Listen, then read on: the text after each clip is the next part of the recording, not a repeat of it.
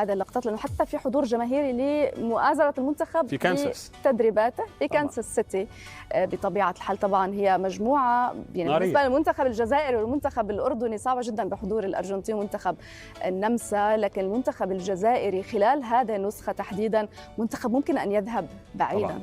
المنتخب الجزائري في آخر 4 مباريات ودية لم يخسر، فاز على غواتيمالا بسباعية، تعادل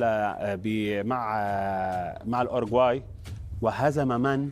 هولندا، أحد أفضل وأبرز المرشحين للتتويج باللقب، وأخيرا سحق بوليفيا التي كانت قاب قوسين من أن تتأهل إلى كأس العالم. أنا صراحة متفائل بمنتخب الجزائر، أرى أن منتخب الجزائر قد يكرر إنجاز منتخب المغرب. بيتكوفيتش لديه رؤية فنية، يعرف كيف يعني يوظف اللاعبين بشكل جيد. تونس من المنتخبات، عفوا الجزائر من المنتخبات التي من الممكن أن نقول أنها لديها حظوظ أرفع أو أكبر من باقي المنتخبات، لأن الجزائر حتى عندما تواجه منتخبات أوروبية لا تخاف، يعني ليس لديها عقدة أنه أنا أواجه منتخب أوروبي. حتى ضد هولندا كثيرون انتقدوا الخطة الدفاعية التي لعب فيها بيتكوفيتش، أنت تواجه هولندا صحيح. لن تفتح اللعب. فهي كما قلنا الفرق بين أن تلعب بدفاع وبين أن تلعب بمنظومة دفاعية. هنا الرؤية تختلف لدى الجماهير، يجب أن يعني نقارن بين من يلعب دفاع لمجرد الدفاع ومن يلعب بمنظومة دفاعية لكي يؤدي من هذه المنظومة بواقعية، ويؤدي من هذه المنظومة إلى أن يلعب خلف خطوط المدافعين، يلعب هجمات مرتدة.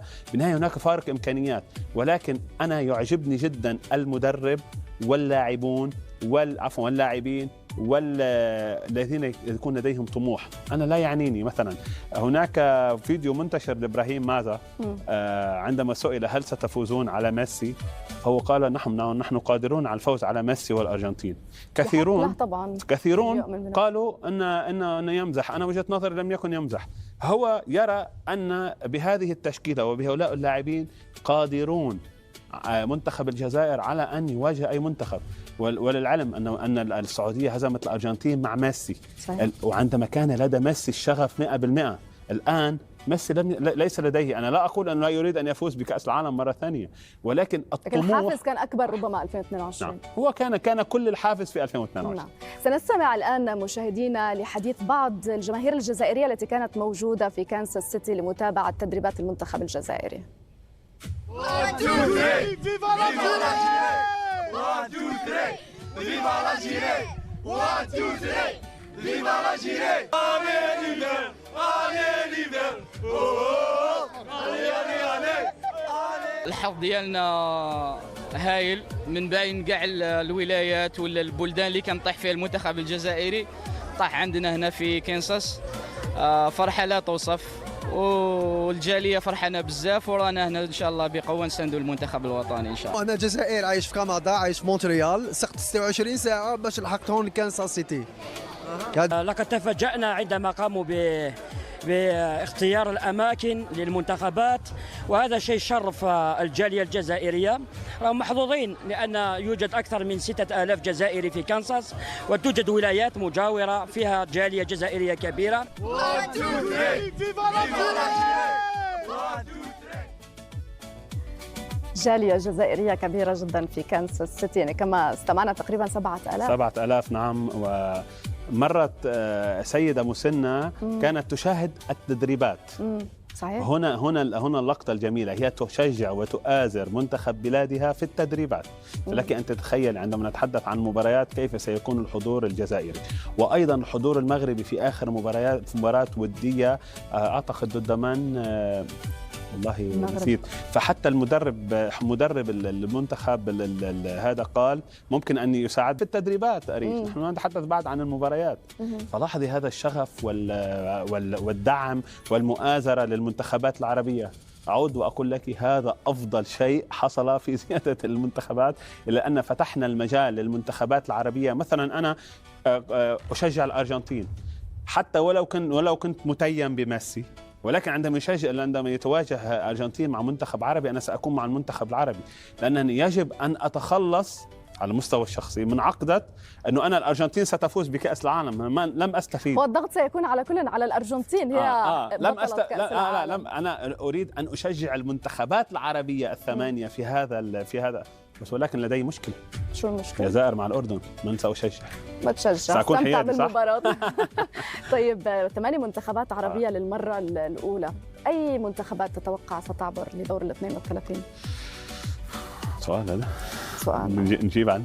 جاوب عنه، نجرب. طيب 8 منتخبات عربية. أنا لدي فيديو على حسابي في تيك توك، لا أعمل ترويج بس لحتى ألخص لك. قسمت المنتخبات إلى 3 سيناريوهات. السيناريو الأول التأهل سهل نسبيا. أوكي. ليس هناك أي شيء سهل وليس هناك أي شيء صعب. سهل نسبيا يضم هذا السيناريو المغرب، الجزائر ومصر.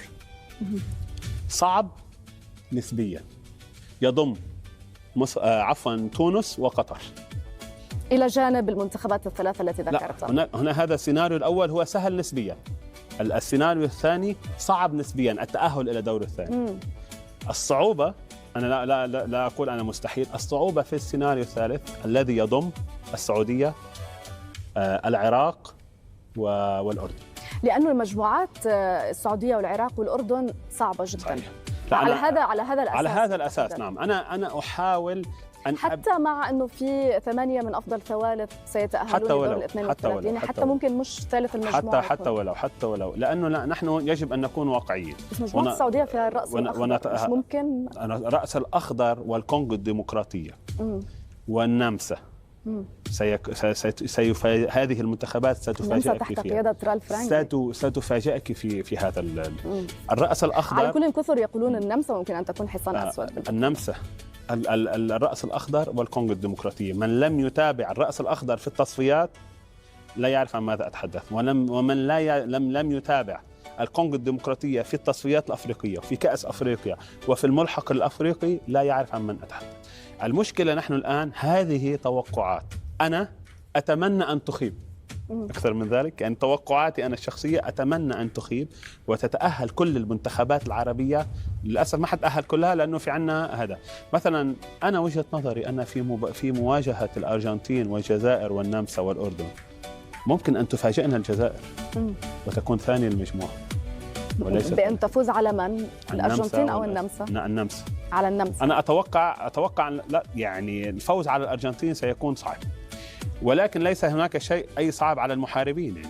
بس ولكن في المجموعة، هذه المجموعة، يعني عندي إحساس مبني على توقع أن الجزائر ستفاجئنا في هذه المجموعة. منتخب الجزائري منتخب المحاربين. وتحت الهواء كنت تقول لي عن لقائك مع ليونيل ميسي. نعم. ب 2022. نعم. عندما ماذا قال عن لاعبي المنتخب السعودي؟ خبرنا أنت الخبرية. لا، في عام